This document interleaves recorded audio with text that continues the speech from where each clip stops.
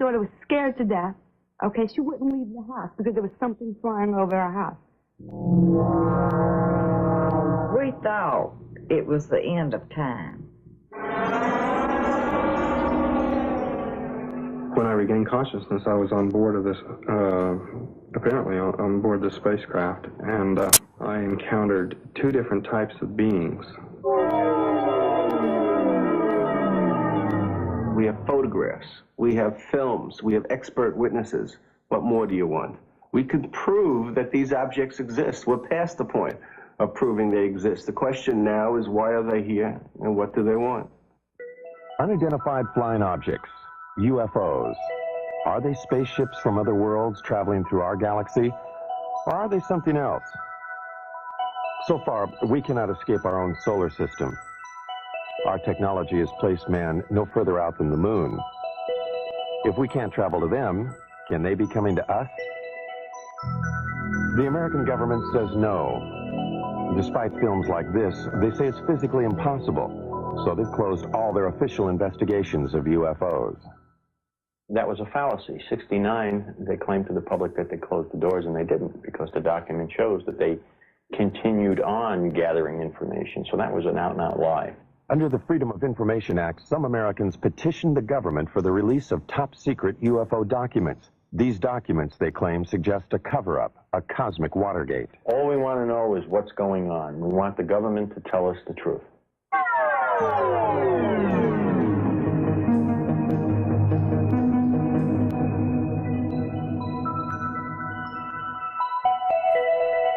The truth, some believe, is that a higher intelligence from a planet far beyond our galaxy has mastered a technology that makes it possible for them to do things we can only dream of. They believe that these beings are penetrating the galactic mist that shrouds and protects our planet. Some believe that these extraterrestrials' technology is so advanced that they might even have visited us long before the birth of Christ. Are there secret messages carved in the stones of the pyramids of Egypt? Messages that tell us of the mysterious voyages of ancient astronauts? On the pyramids of Egypt and Mexico and in primitive cave drawings all over the world, there are carvings and images that many describe as being of intergalactic travelers dressed in spacesuits and helmets.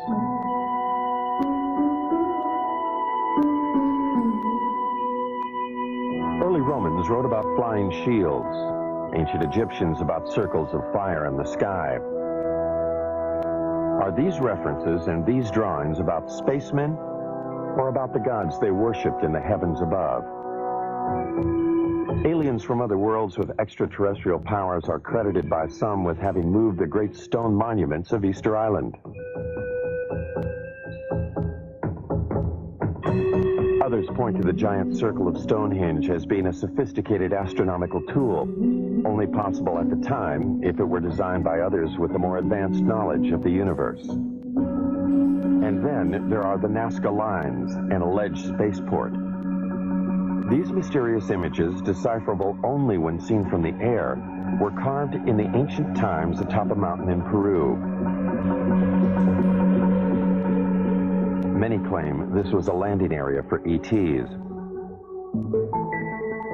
If there were ETs coming here in ancient times, they seem to have lost interest in us, until 1947. Then, suddenly, around the world, people of all kinds began to report seeing them in the skies above. Some claim to have photographed them. In the United States, the government dismissed the phenomena. They described the mysterious objects as weather balloons, hoaxes, swamp gas, and other scientific anomalies.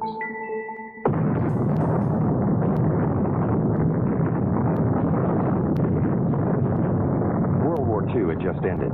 A new age had begun at the Alamogordo Flats of New Mexico. The atomic bomb had unleashed an energy that some believed would take us beyond the stars. Reason enough, some say, for those higher intelligences who dwell in other worlds to return for a second look at us Earthlings. They would have to look beyond the shadows of our mushroom clouds. They would need to know what our universal intentions were. In the years after the war, Navy and Air Force pilots regularly reported sightings of UFOs. Repeatedly, these sightings were dismissed by the military. One pilot, Captain Thomas Mantell, radioed he was pursuing a UFO. The saucer-shaped craft, he said, was moving at speeds unknown to man. He pursued the craft until his own plane exploded in midair. The Navy investigated the crash and attributed the explosion to the pilots pushing his plane too high and too fast. Others said Mantell was a casualty of an extraterrestrial attack. UFO proponents charged a government cover-up, the first, they say, of many. UFO investigators allege that the government cover-up went into high gear with the Roswell, New Mexico incident in July 1947. Roswell was the site of an Army Air Force base 118 miles from the atomic testing grounds at Alamogordo and only 220 miles from Los Alamos, birthplace of the atomic bomb. On July 2nd, this rancher, Mac Brazel, saw something crash in a field outside town. Brazel died in 1963, having kept a pledge to the Air Force to keep secret the story of what really happened in this field. Brazel talked to only one person about those events, his son, Bill, now 60 years old. He told him that whatever crashed here was something he could not identify. According to my dad, there was a bad thunderstorm the night before. The next day he was out on the ranch and he found this debris. And he picked it all up in his pickup and was talking to people, and of course there was some talk about UFOs. He was going to Roswell, and as far as I know, he got in touch with the Sheriff's Department. They in turn called the Air Force. Then the Air Force got with Dad and swore him to secrecy, and they came out to the ranch and picked up this debris. Major Jesse Marcel, the chief intelligence officer at the base, was assigned the task of collecting the debris from the crash site.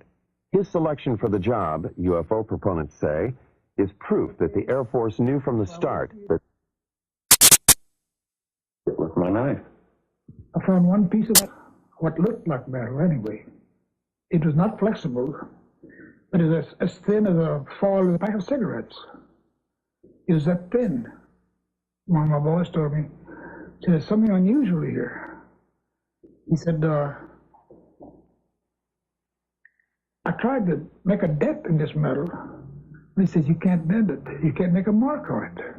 He says, I took a sledgehammer and whammed it. I put it on the ground and whammed it. The sledgehammer bounced off of it. When Major Marcel reported his findings to officials back at the base, they issued a startling press release. They had a flying saucer. The next day, Major Marcel was assigned to take the remains of the crashed objects to Wright Field in Ohio for further examination. However, the plane landed at Carswell Air Force Base in Fort Worth, Texas. General Alfred Ramey took one piece of the object off the plane and called a press conference. Then, Major Marcel was given different orders by Ramey. He was not to continue on to Wright Field. He told me not to say anything. He says, I'll handle it from now on. And that's exactly what he did.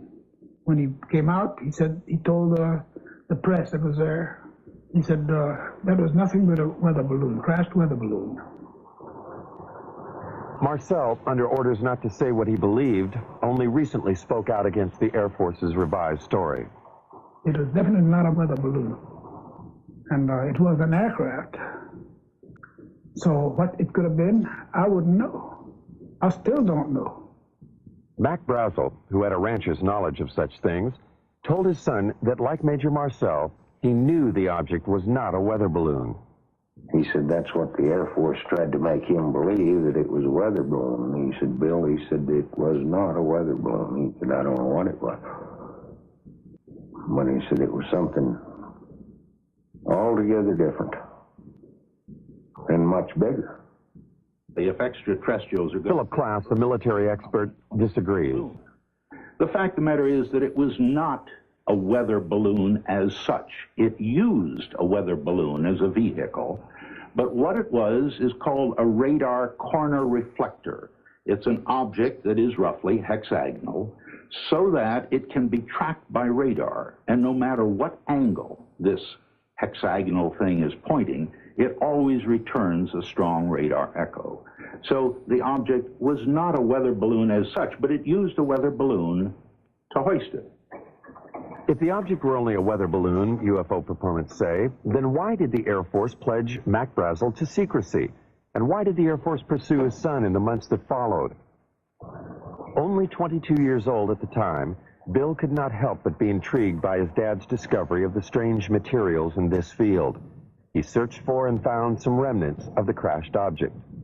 And I was talking about it. I went into Corona, and I was sitting there in a beer joint, and of course, my friends was asking me if I'd found any more or anything like this, and I said, well, I picked up a few scraps, about a cigar box full, and somebody, I don't know, must have informed the Air Force, because first thing I know, I have visitors, and they say they'd like to have this material.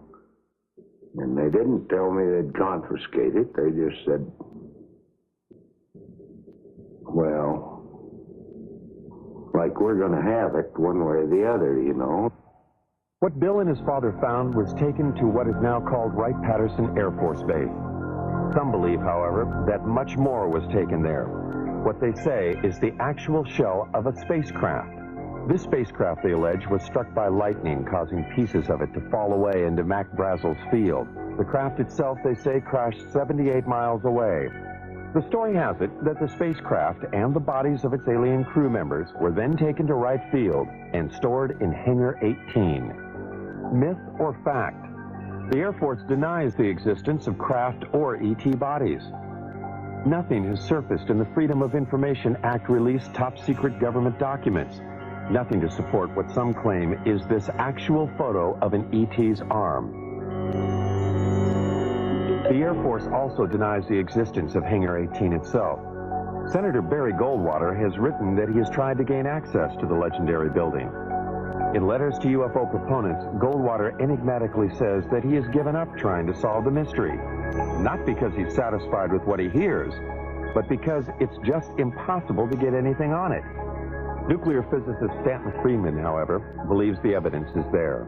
There's just no question at all in my mind that a saucer did crash, that bodies were found by the government, that the saucer itself was picked up by the government and carted off for study. The tremendous potential for gaining new technology from a thing is just enormous, and no government would be foolish enough to put it on display instead of carting it off to the laboratory. Look, it's one of these situations of where if I were a freelance writer or I'd like to make a story, I would love this story. It's great. It would make good copy. But unfortunately, or fortunately, I happen to be a scientist, and I have, you might say, the Hippocratic oath of a scientist. I will not say something is so until I'm very certain in my own mind that it is. So as far as the creatures are concerned, I honestly don't know. Dr. Hynek, a noted astronomer from Harvard and Northwestern universities, has been a persistent investigator of UFO cases. In 1952, he was asked by the Air Force to join Project Blue Book, their UFO investigation unit. 17 years later, he joined Air Force Secretary Harold Brown at a press conference to announce the team's conclusions. None of the evidence that I have examined would indicate any proof at all that we are being visited by extraterrestrials. What is the Air Force hiding in this investigation? We have not been hiding anything. The investigations have been made public. The explanations of those where there is a clear explanation have been made public. The hearing this morning was public for just that reason. Project Blue Book was activated to deal with what the media was calling flying saucer hysteria. They investigated 12,518 sightings. They could not explain 701 of them. Doubts lingered long past the report's publication. Even supporters of the project's conclusions had to wonder about photographs like these. In a series of 3 pictures, one can judge relative size because of the car window, the telephone poles, and the highway. One can also speculate about the dirt being kicked up into the air. Dr. Hynek, the leading scientist on the Blue Book panel, began to have doubts. He personally went to Brazil to talk to the man who took these pictures. He discussed the matters with the president of Brazil and with photo analysts on both continents. By 1973, he had completely reevaluated his Blue Book experiences. He now became a critic of the investigation and an advocate for more UFO study. I was there at Blue Book, and I know the job they had. They were told not to excite the public. Don't rock the boat. And I saw it in my own eyes happen that whenever a case happened that they could explain, which was quite a few, they made point of that and let that out to the media. Things that the cases that were very difficult to explain, they would jump handsprings to keep the media away from it. For they had a job to do, to, whether rightfully or wrongly, to keep the public from getting excited. Hynek's concession that it was possible that extraterrestrials were visiting us raised the UFO debate to another level. A major establishment astronomer and a man trusted by the Air Force was now saying that intergalactic spacecraft could be traveling through our solar system. His pronouncements caused scientists who might otherwise have stayed out of the UFO debate to enter it. They called Hynek's proposition fantasy. But if we just think of our own galaxy, you know, it's 100,000 light years across. That means to travel from one side of that galaxy to another side, the other extreme edge, would take you 100,000 years if you traveled at the speed of light. Now, there's very good evidence that nothing travels faster than the speed of light. I mean, it seems to be the ultimate speed limit in the universe. If, however, aliens know something we don't, suppose they are able to transform space and time or manipulate space and time in some way, or travel in other dimensions, then all things are possible. As man has entered the space age, the concept that all things are possible has indeed become part of a new way of thinking. Some of the men who investigated Blue Book were born before the Wright brothers flew a Kitty Hawk. They conducted their investigation before man flew faster than the speed of sound. Even the men who flew our space missions concede unusual experiences that they cannot explain. Astronauts like James McDivitt on Gemini 4 and Ed White have reported seeing unidentified flying objects in space. Pete Conrad on Gemini 11 in 1966 is another of the 11 astronauts who have seen UFOs on NASA space flights. Some of these objects the astronauts saw were photographed. NASA has called some of these sun flares or space debris. Some are still labeled unidentified.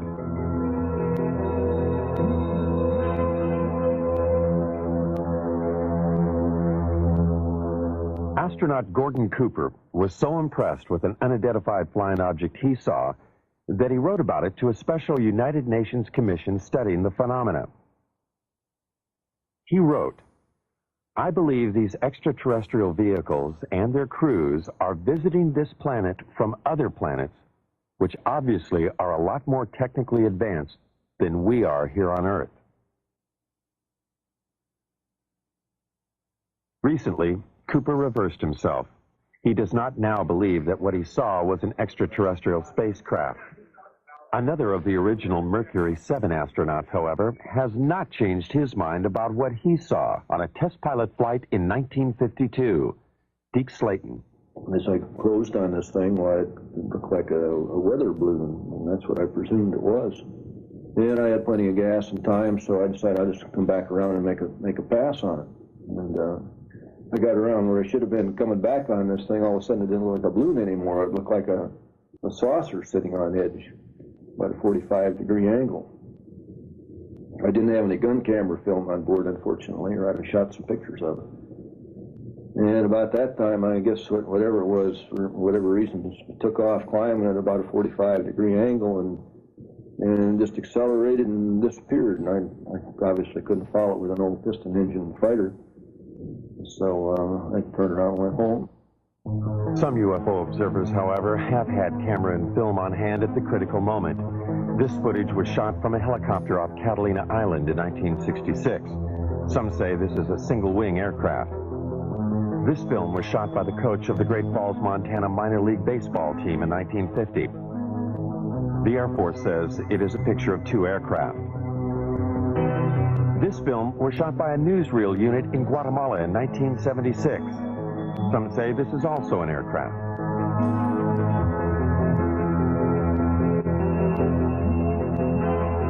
This film was taken by a Navy cameraman on vacation in Tremonton, Utah in 1952. The Air Force speculates that these are seagulls. Dr. Hynek disputes the Air Force's explanation of these films. This, plus his feelings about the eyewitnesses, helped change his mind. I began to get certain doubts because not so much of any specific case, although there were quite a few, it was the people themselves. I said to myself, well, now, come on, how much longer am I going to call these people crazy?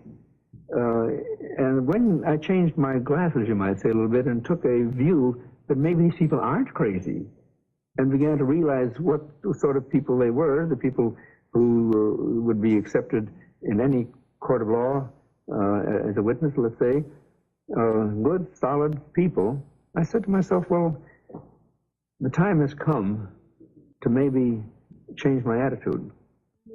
It was Hynek who coined the expressions close encounters of the first, second, and third kinds. A close encounter of the first kind is one that centers upon a visual sighting. Hynek investigated first-kind encounters in 1983 in New York State. Local residents and commuters just 40 miles from New York City had been reporting sightings of an unusual object in the night skies for over a year and a half. Sightings were reported on at least 50 separate nights during the 18-month period. Over 9,000 eyewitnesses, lawyers, teachers, CPAs, advertising executives, nurses, and factory workers reported seeing the unidentified phenomena. Newspapers and television almost weekly carried reports of the sightings. From different places throughout the area, eyewitnesses all reported seeing the same thing. I looked up, and right over my head, virtually, and it wasn't far off, it was right over my head and very still, there was a rim of light in the shape of a triangle. It was just a tremendous object. It was anywhere from wingtip to wingtip, about 50 or 60 yards. These were very, very unusual lights. I've never seen anything like it in my life, and so I pulled my car over and I had to take a look. I mean, he would drive down the road and look up in the sky. Some people, like Bob and Lori Pozzioli, were determined to film the object. And then one night, he spotted this one round object. And that's when he called me, and he said, quick, let's get the camera. And we did. Oh, good God. I don't know. Not quite. I'm going to tell you something, honey. I don't know what the hell it is. It's rotating. Bob and Lori photographed this unidentified flying object near their home in Brewster, New York. Bob is a vice president in a Manhattan computer firm. Some of their friends and Lori's parents thought they were crazy, despite this photographic evidence. Yeah, it's turning very, very slowly. 9,000 odd people have seen this thing, or whatever it is, and they all just can't be crazy. Bob and Lori have 2 children. They are concerned about what they saw in the sky. They also wonder why the government hasn't investigated the event. Their concern is shared by David Scarpino, an accountant who works in New York City. Scarpino, a family man, has publicly called for a government investigation. He and others, like Bill Healy, a meteorologist at the county airport, made this demand at a town meeting. Public furor has been led by County Clerk Dennis Sant. Sant feels that a government investigation is indicated by the fact that eyewitnesses have all reported seeing the same thing. You know, the movement was almost like a probing movement. It was very slow, and it stopped periodically and stationary, where it just came to a standstill. And then it would move to another position, and the movement from one position to another was just extremely slow. Now, the speed at which it was going at that point was very slow, because I had to walk at a very slow, deliberate gait to keep up with the light. Every step I took, it moved a little bit. It moved in a very straight line, very slowly. There was absolutely no noise. When I walked away from it, at that point, it started to rotate virtually, almost as it was on an axis. It didn't make a big loop. It just rotated. It appeared, as I said, to rotate in the sky, change lights. Aircraft, I don't care how well precise you want to be in flying those suckers, you're not going to be able to make them move 90 degrees. All right, this thing did apparently rotate. You can't do that with aircraft. Could it have been an aircraft or many smaller light planes flying in formation? The media attention given the sightings prompted 6 pilots at a local airport to try to prove that it could be just that. Amused by the idea of UFOs, the pilots planned and flew at least 18 daring nighttime missions, flying in formation, sometimes without lights.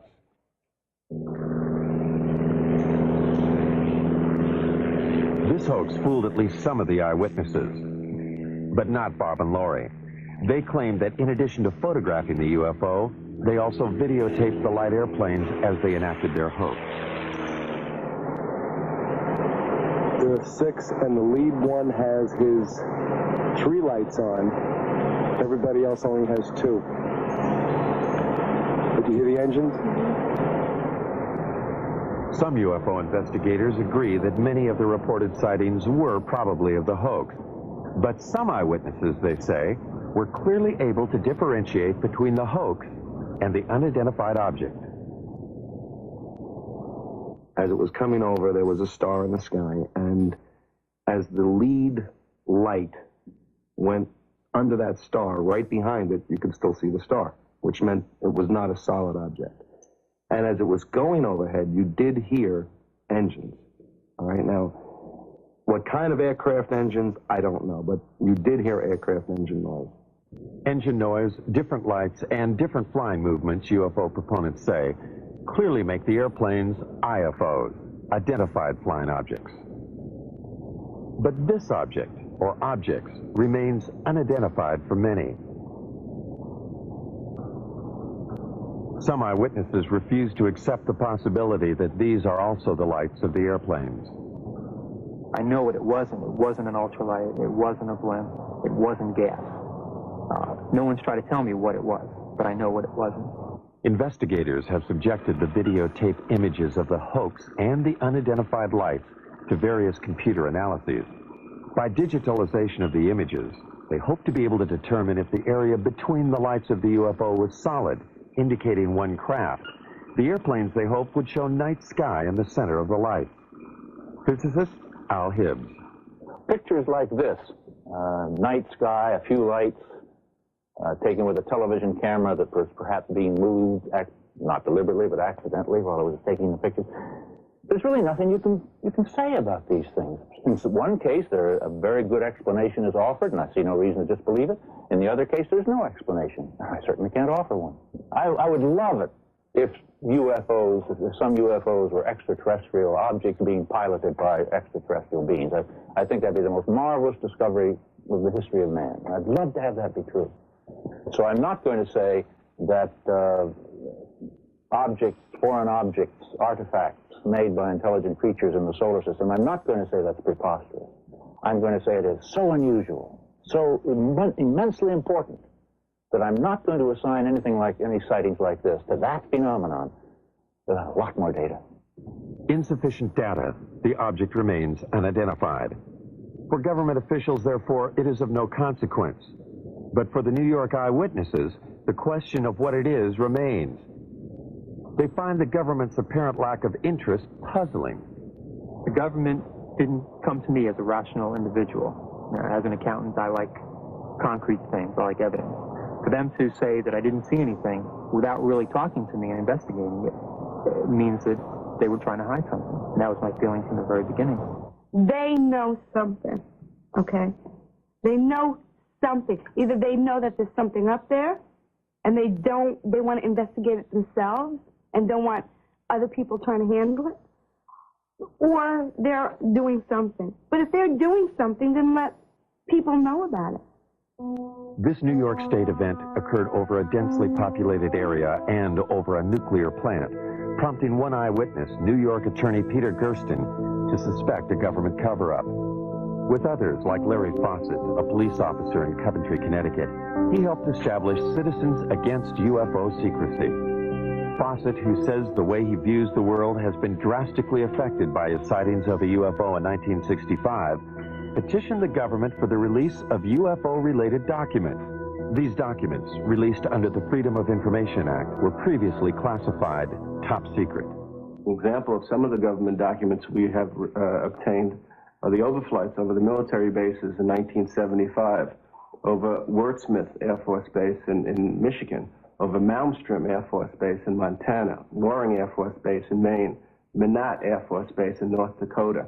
Over a period of 6 weeks, unusual, unknown, unidentified objects were traveling at exceedingly quick and fast speeds. What's interesting is that even to this date, the government has not acknowledged that it was able to identify any of those objects. The documents do state that there were confirmed sightings at all 4 bases in October and November 1975. The first sighting was at Loring Air Force Base in Maine. Loring, like the other bases, was a Strategic Air Command installation. The documents do not state, however, that these objects were alien spacecraft. They do state that the military reaction was swift and concerned. At Loring, there were 2 separate events. Something unidentified appeared in the night sky above the weapons storage area. Larry Fawcett, having learned of the event in the released documents, investigated. Military people and guards in and around the weapons storage areas began to report lights hovering or landing within the weapons storage areas. Military people would respond to the area only to see the lights go out and the object disappear and then reappear over the runway. It's described as football-shaped, the length of maybe 2 or 3 vehicles, cars, if you will. The witness telling us that there are shimmerings of heat, as you would see off a desert scene in a movie. When we questioned the individual, could it have been an aircraft? Could it have been a helicopter?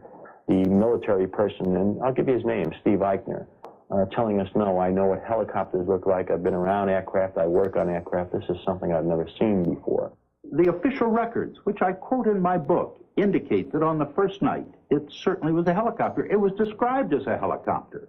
Now, if the officers on the base, experienced pilots, if they don't know a helicopter, and we have to depend on some GI who's not a pilot, who comes forward not at the time, but years later, he claims to have been there and claims it was not a helicopter. Again, let's go on the official records. It is the official records that Fawcett uses to substantiate his claim that helicopters could not be the explanation. The military response at all 4 bases, he says, was too dramatic. From our documentation, we know of pursuits that occurred, scrambling of aircraft from Loring Air Force Base, and the chases went up into the Canadian territory, if you will, only to be lost around New Brunswick somewhere up in that area. There's no question there were overflights of unknowns, sometimes referred to as helicopters, but if you talk to the people, read the official government statements, it's clear that they were concerned, that there were scrambles of jets to go after these things, that they were being observed by highly qualified people. We were lied to, flat out, about those cases. As a matter of fact, some of the documents we eventually got clearly indicated that there were instructions to local base commanders. Don't say anything about the sightings at the other bases. Make it appear to be an isolated instance. Military authorities will not comment on the 1975 overflight. They simply state that at any SAC installation, there would always be an immediate defensive response to anything unknown. Putting planes in the air, they say, does not confirm a penetration of an intergalactic craft.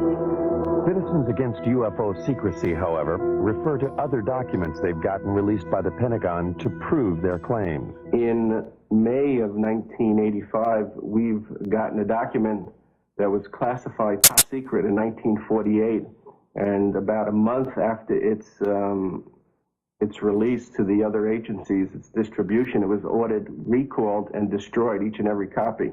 One copy was kept, and it has remained top secret, classified top secret for the last, 40 years almost. And in the document, the government acknowledges back in 1948 the existence and reality of the objects. The official military position about any document issued before the Project Blue Book investigation is that Blue Book later explained them. This includes a startling document written by a Canadian. Wilbert Smith stated flat out in his top secret memo, and I think it was declassified by mistake, frankly, that this is the most classified subject in the United States, even more so than the H-bomb, and that flat out, flying saucers exist. This is the opinion of one man, a Canadian officer, in 1947.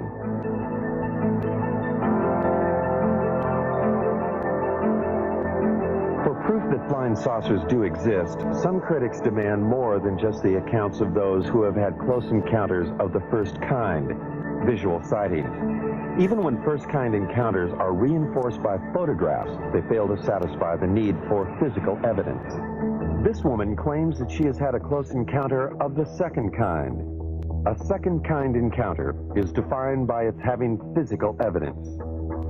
Vicki Landrum, along with her grandson Kobe Lee, alleges that they, along with Betty Cash, were on their way home from a bingo game when they encountered something they had never seen before.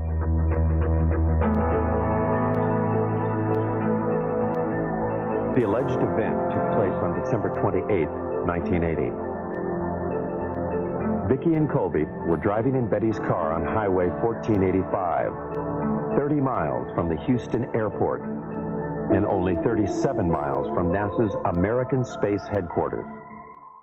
Kobe Lee saw a light, and he kept asking us what the light was. And he kept pulling my face around and asking me, "Mama, what is it?" And I said, "Honey, I don't know." And Betty said, "I believe it's getting closer." And I said, "Well, it kind of looks like it," but we had no idea that we were going to get hurt. I would say within an instant or so, all of us noticed it because it lit up the entire sky. There was no way you could have missed it. It looked like the woods were being set on fire. And inside the car, it was so hot till my handprint is yet on the dashboard of Betty's car. They got out on their side of the car. I stepped out on mine. I stood behind the car door for just a second or so, and I walked toward the front of the automobile. I stood there for just a short time, I don't know how long, trying to see what I could figure this object out to be. It was diamond-shaped. It didn't mean it was sharp up here and sharp down here. It was kind of round, and the fire come out the bottom of it. But here was this huge object and flames shooting from it. And they weren't just small flames. They were gushing from it. And Kobe was hanging on to me. And he was trying to get, he started pulling away from me, and I pushed him back in the car, and I got inside the car and put my arm around him and hugged him up real close to me. We thought it was the end of time. I says, Kobe, don't be afraid. I said, if you see a man, it'll be Jesus. And I said, he will come to carry us to a better place. He will not hurt you. It was just burning. It was just too much heat. I could not tolerate it. So Vicki screamed and begged for me to get back in the car. Well, I did, but I had to use the end of my leather jacket in order to open my car door to get back in. That's just how hot it was. And when the object lifted and slowly moved over to the right of us, her and Kobe saw some helicopters. There were so many of them, it sounded like a tornado. And we counted 23. I counted 22, really. But Kobe said, there's one more. And I said, yeah, baby, that makes 23. And there were helicopters on both sides and also over the top of the object, or like they were trying to hem it in. The only apparent proof the women have for what happened to them is the illness they claim they suffered as a result of the encounter. It is the record of these illnesses that made this an encounter of the second kind. My eyes were burned so till they would swell and they were tearing till I could lay down at night, and the next morning my pillow would be completely wet, and I couldn't hardly see anything. Vicki was treated for burns, and she and Colby Lee suffered long periods of nausea. Betty Cash was hospitalized immediately after the event. She suffered severe hair loss and was also treated for burns and nausea. Since then, she has been hospitalized several times. It was the first time that I went into the hospital, they were treating us as burns. But then, after they found out really what had happened, then they started to treating us as radioactive burns. And since, I have had cancer. Betty's hospital records do not explicitly state that she was treated for radioactive burns. They do state, however, that she exhibited the symptoms similar to someone who might have been exposed to a radioactive element. Betty further maintains that she had no cancer history previous to the alleged encounter. Her records do confirm, however, that she does now have the disease. No, I'm not well, by no means. I wish, I pray, that I could be. With the help of Peter Gersten, the New York attorney for Citizens Against UFO Secrecy, the two women have sued the government to find out what it was they encountered that night. Was it a UFO, or an American weapon gone awry, or something else? I believe the story is a hoax. There is absolutely no evidence. The women's story is supported only by the claim of Betty Cash that she had serious health problems after the alleged incident. From my review of the Cash Landrum case, I would say that there's no question that an event took place, that those people were near something that was emitting radiation. I don't think it was an alien spacecraft, frankly. I think it was a nuclear-powered aircraft. That's why all the helicopters, it's standard practice if there's a classified system around. There are guys ready to go there to keep somebody else from getting that should it crash. The facts are that the U.S. Defense Department investigated. They could not locate 22 twin-rotor helicopters that could possibly have been flying in that area. And in fact, as Colonel Saran, who made the investigation, told me, he said, Phil, this occurred over the Christmas, New Year's holiday.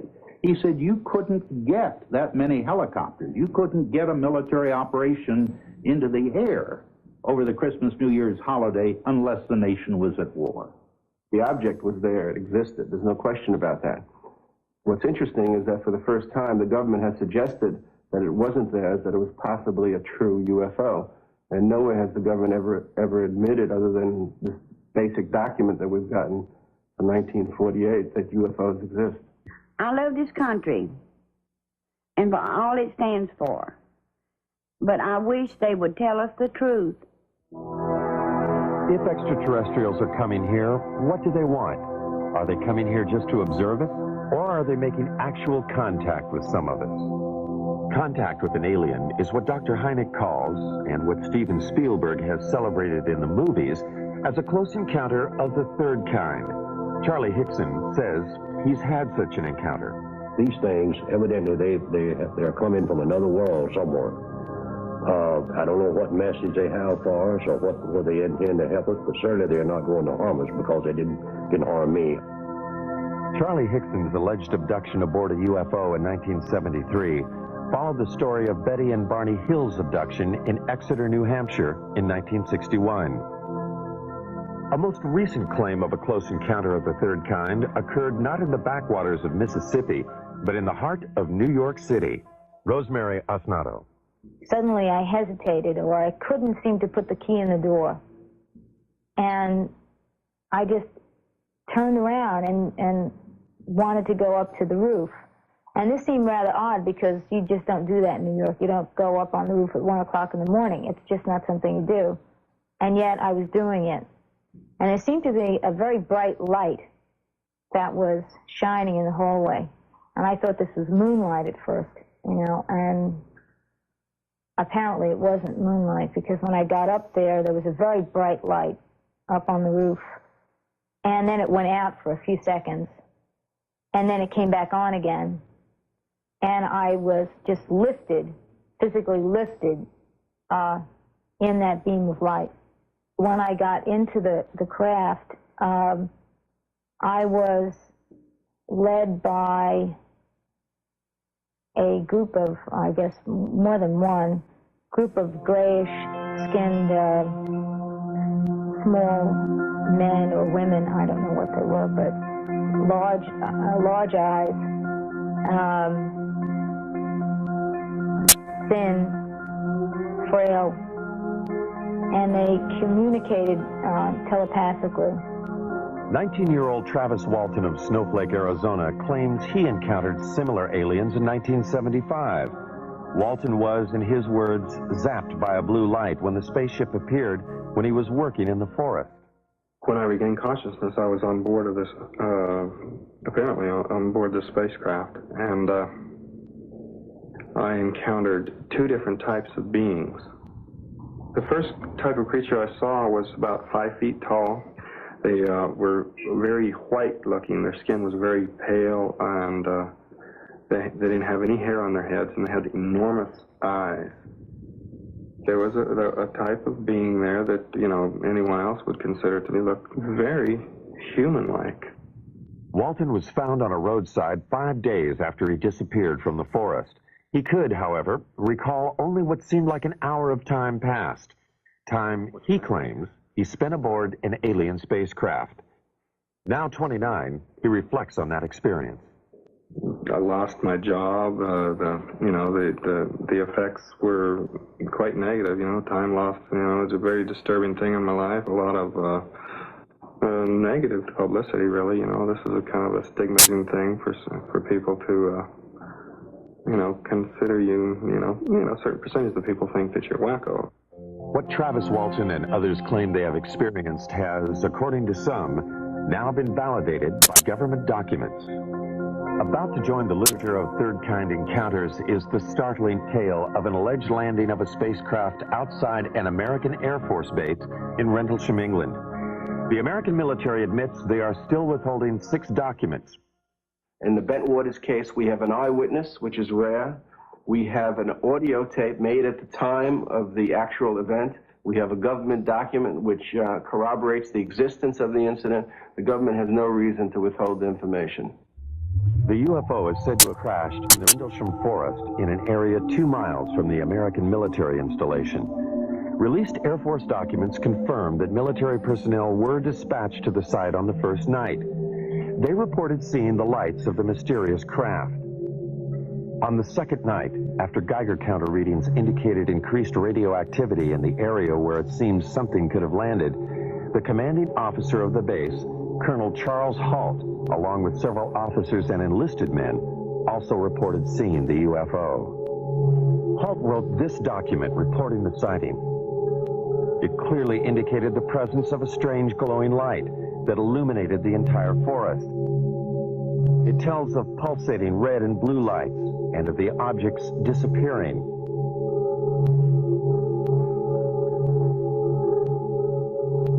Colonel Halt also made this tape recording at the time of the second incident. Okay, here he comes from the south. He's coming toward us now. I'm observing what appears to be a beam coming down to the ground. It's unreal. What Colonel Halt was describing that night, some believe, was the pulsating light emanating from a lighthouse 5 miles away. Those who believe that it could not have been the lighthouse quickly point out that Halt's report indicates lights of different colors. Critics respond that pulsating lights can play tricks, create illusions. And the light comes in at you at a roughly tree level. And it turns and it rotates, so it's flashing on and off. If you look at the transcripts of the taped account of what the colonel and his men said that night, you'll find that they were saying such things as, it's on now, it's off, it's on, it's off, if I remember correctly. And that sequencing corresponds precisely with what the rotational frequency is for the lighthouse. The lighthouse theory deals only with a close encounter of the first kind. What of the close encounter of the third kind? The story told later by several American enlisted men. The story they say they were ordered not to tell. Afraid to reveal his identity, one of them talks about the alleged encounter. The senior officers seem very calm with it. And the lower ranking people like myself didn't know what to make of it, and almost maybe shock had set in because we were very apt to listen to what we were told to do. I know conversation took place between our base commander and individuals that were in the craft. Our base commander at that time apparently even shook one of their hands. Something tells me at that time they had difficulty with the craft, and we even gave them help in repairing the craft. The lighthouse explanation for Colonel Halt's report cannot explain away the account of the alleged landing and third-kind encounter. And so far, nothing in the released government documents confirms such an encounter. There are 6 documents that the government is withholding concerning the incident in Bent Waters. I want to know why they're withholding that information. They do not have a right to withhold that information, and I want to know what that information is. The government will not release the documents for national security reasons. Citizens Against UFO Secrecy maintain that the government uses national security as a cover for withholding UFO-related material. Recently, they sued for release of a document from the National Security Agency. When they got it, it looked like this. When you go through it all, and somebody actually added up the percentage of the paper, more than 3/4 of this document isn't there. It means quite clearly that there is a cover-up. Anybody who says the government isn't holding anything back has to say, well, except for that stuff they won't release. I mean, this is a UFO document. It tells about NSA information about UFOs. Now, on the one hand, the government is still saying UFOs don't exist. Now, if UFOs don't exist, how can they affect national security? The government maintains that what is in the censored and unreleased documents is information that does not support the existence of extraterrestrials, but rather information that, if released, would compromise our own intelligence network. Much of the information in those UFO documents, the government claims, has to do with how we intercept and decode Soviet bloc messages. To release them would reveal to the Soviets and other potential enemies where we have listening stations. My goodness, the Russians might discover that we have a listening station in Leningrad, as an example, that we had intercepted some communications there. More important, it would reveal that we were able to decode Soviet coded messages. There are 3 basic reasons why the government does not come forward and release the information it has on UFOs. The first reason is technology. It is trying to learn as much about the objects before the Russians. The second reason is the vulnerability that could be shown by the revelations that might be forthcoming concerning UFOs. And the third reason is the hysteria that might be caused by the release of this information.